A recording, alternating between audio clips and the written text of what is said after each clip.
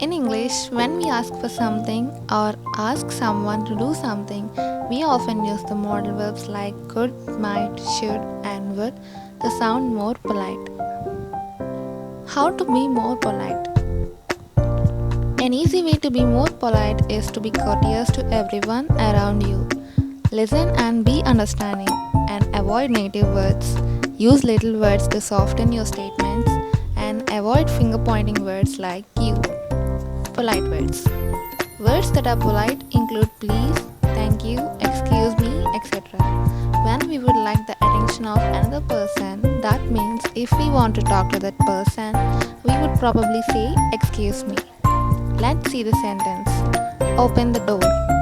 By using some modal verbs to open the door, let's see how to request politely. Will you? Will you open the door for me? We can also attach the polite word please if needed. Would you? Would you open the door for me? Would you please? Would you please open the door for me? Or would you open the door for me please? We can attach please as like your possibility. Could you please? Could you open the door for me? Or could you please open the door for me? Could you possibly? Could you possibly open the door for me? Would you kindly? Would you kindly open the door for me, please? Would you mind?